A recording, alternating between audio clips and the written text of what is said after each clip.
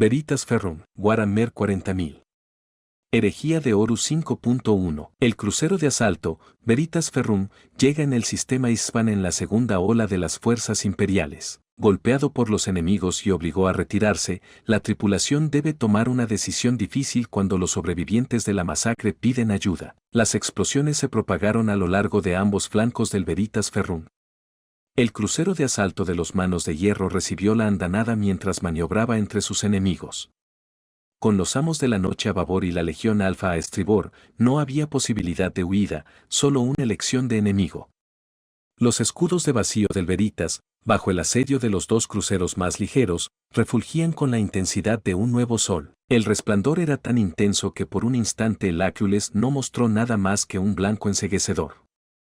En pie junto a la consola de mando el capitán Darren Arekes elevó su áspera voz biónica por encima del ruido de las alarmas y el rumor de las detonaciones secundarias. Informe de daños, Sargento Galva. Los escudos de vacío se han colapsado pero la sección de babor aún resiste. El fuego se extiende por las plataformas de aterrizaje y en los barracones de popa. Sellen las secciones y redirijan su energía a los escudos. Galva alzó la vista desde su puesto, por debajo de la consola de mando. Capitán, los supervivientes. Atticus silenció al sargento con un gesto brusco. Ya están muertos de todos modos. Todos aquellos que estuvieran en esas secciones son bajas, añádanlos al recuento. Ejecutad las órdenes, maldita sí. Maldita fuera la aritmética de la guerra. Maldito fuera Horus. Malditos fueran los cobardes renegados que habían sembrado la órbita cercana a Ispanube con restos de naves, llamas de traición y la ruina de los sueños del emperador. Y maldito sea yo también. Galva volvió a mirar por encima de su cuadro de mandos. ¿Capitán? Nada, pero no era así, ¿verdad? ¿Qué era lo que les había dicho a sus hombres riendo a través de su laringe biónica, riendo cuando el Veritas había iniciado su viaje a través de la disformidad hacia el sistema Ispan? Había dicho que no era cierto que los legionarios no conocieran el miedo, porque él sentía uno muy profundo, y que su miedo era que para cuando llegasen a su destino el primarca Ferrum Manus ya hubiera aplastado la rebelión de Horus sin necesidad de ellos. Después de Callinedes, después de la cobarde emboscada de Fulgrim, y después de que las tormentas de la disformidad se hubieran calmado, Lord Menas se había preparado para asaltar Ispan reuniendo las naves más veloces y menos dañadas y llenándolas con sus más experimentados veteranos. Atticus había entregado la mitad de sus efectivos a la insensatez del primarca, y ahora el Veritas Ferrum había saltado de la disformidad a las fauces del sistema para caer en medio de una visión del infierno. Atticus descendió del puesto de mando y se aproximó al Hércules.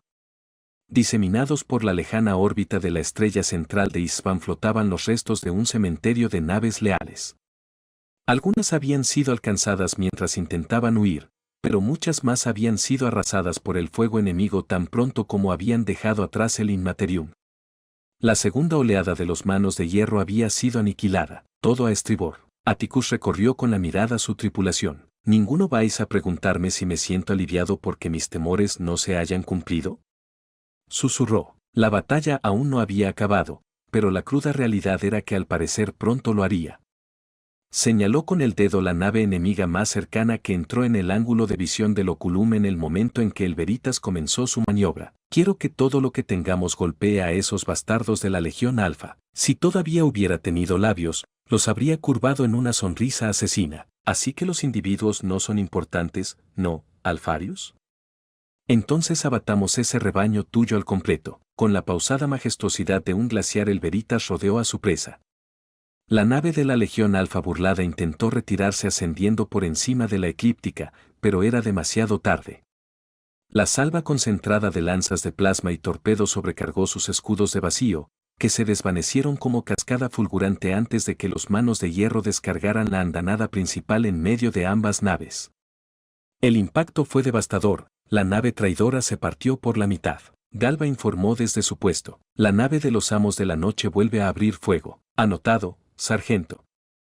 Activad contramedidas. Atticus miró fijamente el crucero diseccionado frente a ellos. Servidor, atraviesa por el medio. La proa del Veritas Ferrum se adentró en la bola de fuego que se disipaba donde antes estaba el núcleo del fuselaje de la nave traidora.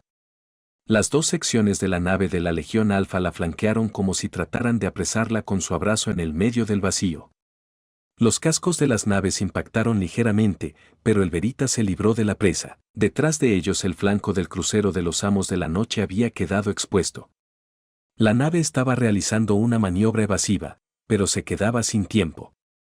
La colisión entre las masas de ambas naves traidoras iluminó el vacío cuando sus reactores llegaron a un punto crítico. El sonido que partió de la unidad de voz de Atticus fue un gruñido de satisfacción. «Sargento Galva, los escudos resisten, por ahora». Frente a ellos el camino parecía despejado.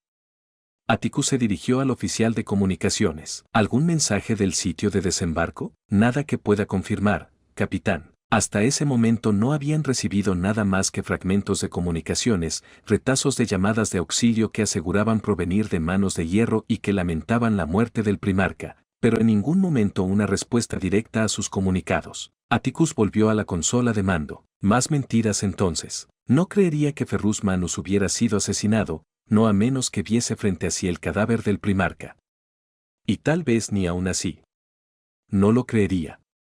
Y sin embargo, en su interior sabía que no quedaba nada que pudiera salvarse del desembarco, y notó cómo su alma se inundaba de un odio que lo acompañaría ya hasta la tumba. La alarma de proximidad comenzó a sonar en el auspex de Galva, acorazados en ruta directa hacia nosotros. Atticus ya no era capaz de resoplar.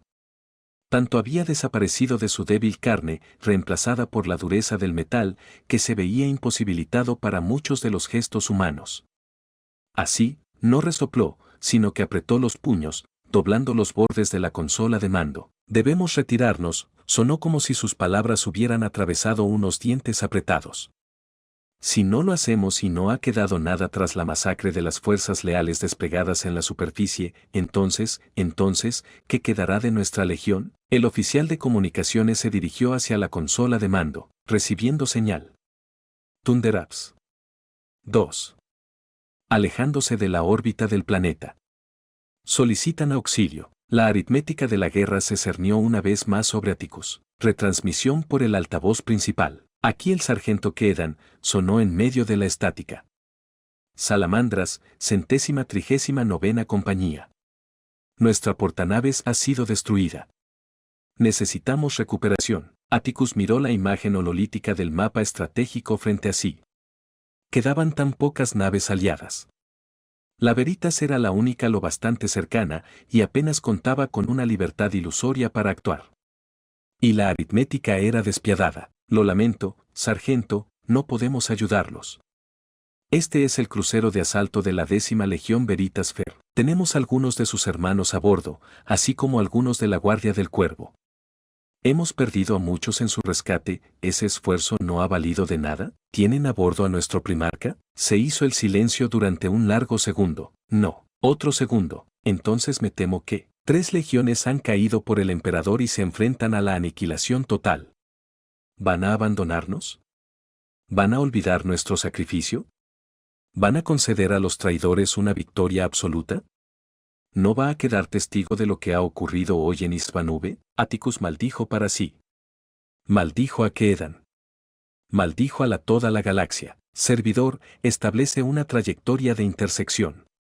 Recobremos esas naves. Inmediatamente odió la parte de su alma que se regocijó con aquella decisión. Deseo poder sustituirla también por una pieza biónica. En el momento en que el Veritas Ferrum se acercó a las Thunderaux, a ambos flancos las vastas naves de los hijos de Horus y los hijos del emperador comenzaron las maniobras de aproximación, cerrando su presa sobre la nave de los Manos de Hierro. El Veritas recuperó las cañoneras en el momento en que los traidores abrieron fuego.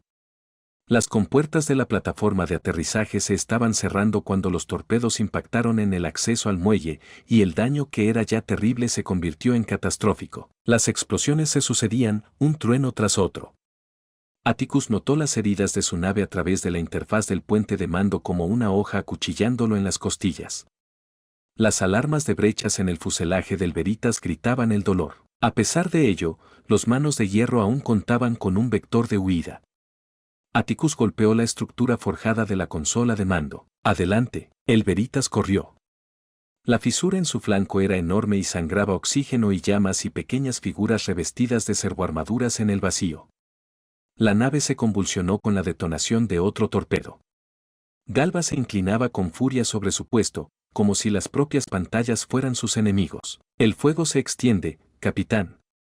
Más de 100 legionarios perdidos en el vacío, varias veces más de los que podrían transportar 2 Thunderhawks. Estoy seguro de que ha valido la pena. Entonces lo sintió, el desprendimiento definitivo de su misericordia, su última debilidad eliminada solo una batalla demasiado tarde.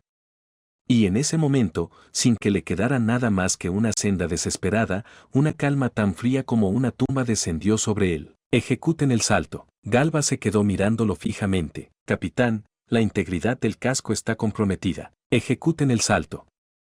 Ahora. La ignición de los motores de disformidad del Veritas Ferrum propulsó a la nave sangrante a través del desgarro aullante de la realidad, y la mirada de Atticus se perdió en un futuro tan carente de compasión y tan incierto como él mismo.